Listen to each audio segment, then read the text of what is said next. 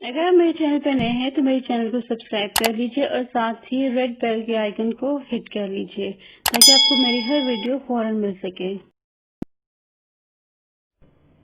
बिस्मिल्लाहिर्रहमानिर्रहीम, अस्सलाम वालेकुम and welcome to my YouTube channel.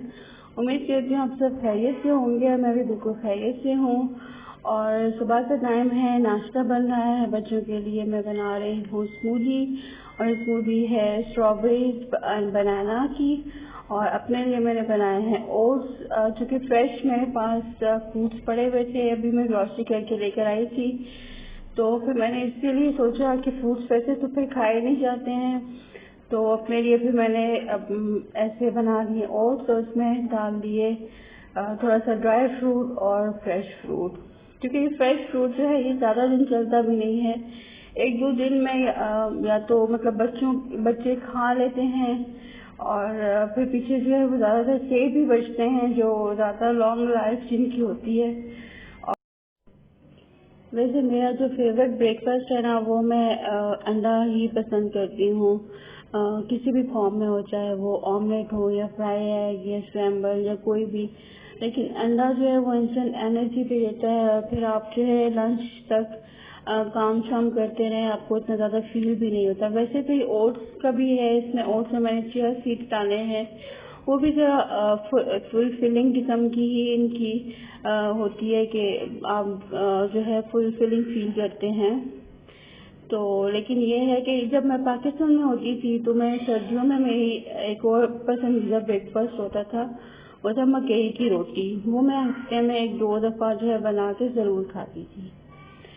तो जी नाश्ते के बाद मैंने अब ज़्यादा 2-3 घंटे जो है इसको बिठा के पढ़ाना है, क्योंकि इसकी जो क्लास होती है वो तो होती है 10 के बाद, लेकिन उससे पहले इसको सारी तैयारी करवानी पड़ती है।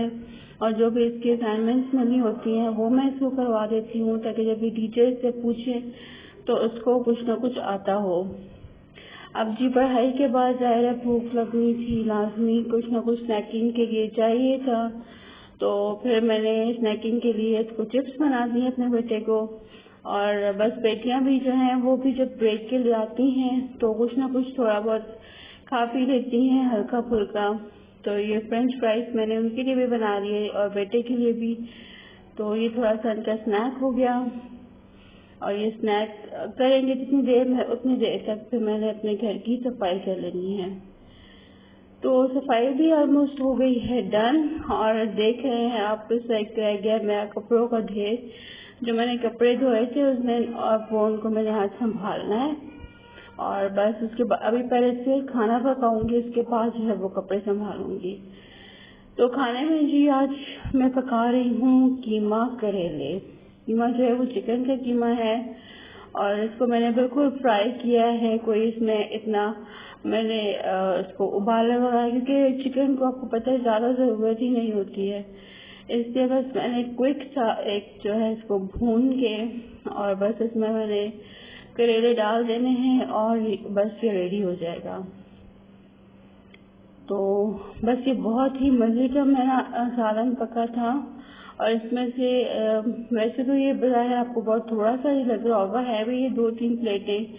और इसमें से जो है वो मैंने थोड़ा सा सालन जो है अपने हस्बैंड के कोलीग हैं उनके लिए भी भिजवाया था। तो माशाल्लाह से ये काफ़ी ज़्यादा हो गया था, बरकत बहुत हो गई थी इसमें और काफ़ी लोगों ने जो है वो इसको खाया है।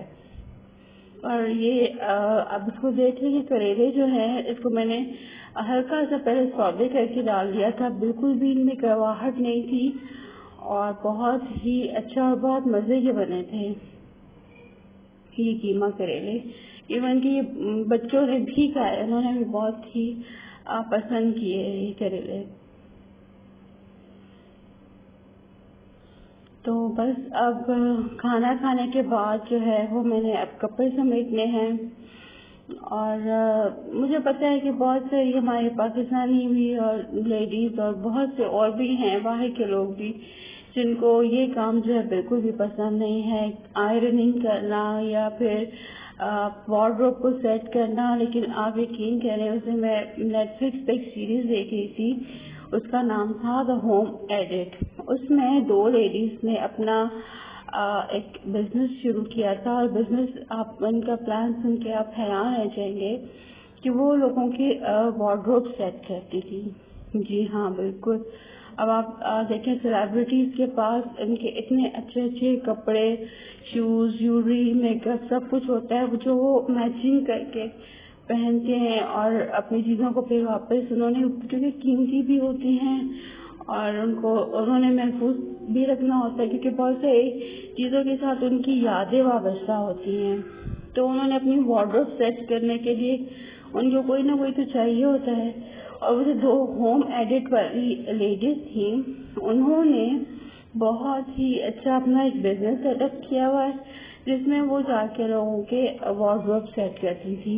और मैंने उनकी जो सीरीज देखी है, उसमें एक तो उन्होंने, वो जो लेडी हैं जिन्होंने एक मूवी की थी द लीगली ब्लॉन्ड, उसमें जो हीरोइन आई थी, उनकी उन्होंने वार्डरोब सेट की है। अब उन हीरोइन का नाम मुझे याद नहीं आ रहा है, लेकिन वो उनकी जो वार्डरोब थी, उनके जितने कपड़े और उसके साथ मैचिंग उनके पर्स, जिन लोगों ने वो मूवी देखी है उनको सब याद आ जाएगा कि वो उनका एक छोटा सा डॉग ही होता था उनके साथ बैग के अंदर। और अपनी जिस तरह से उन्होंने ड्रेसेस पहने थे और हर चीज़ कैरी की थी, उसको वो अपने वार्डरोब में महफूज रखना चाहती थी, और वो उन 2 लेडीज ने उनकी वार्डरोब सेट की है, और ये उनका बिजनेस जो है वो था। और इसी तरह से फिर मैंने वो इनकी सीरीज देखी थी, जिसमें उन्होंने एक और डॉक्टर का जो है वो किया था, वार्डरोब सेट की थी। उसमें उन्होंने इसी तरह से उनके सारे कपड़े जो हैं, जो formal wear, casual wear, jackets और सब शूज़ और डेली इस्तेमाल की चीज़ें सब अलग अलग करके रख देंगी। उससे देखिए ये फ़ायदा हो जाता है कि आपको ढूंढना नहीं पड़ता, आपको आराम से हर चीज़ जगह पे मिल जाती है, और जिनका ये बिजनेस था उनको भी इस बात का फ़ायदा हो गया।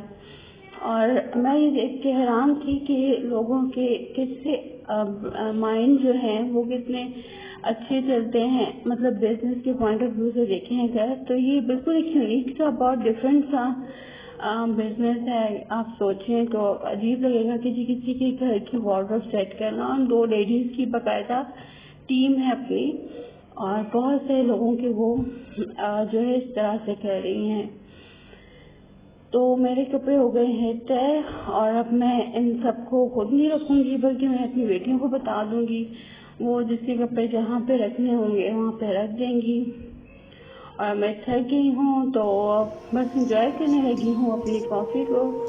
उम्मीद है आपको मेरा आज का ब्लॉग पसंद आया होगा। मेरे चैनल को सब्सक्राइब कीजिएगा, मेरी वीडियो को लाइक कीजिएगा, और मेरे ब्लॉग को आइंदा भी देखिएगा।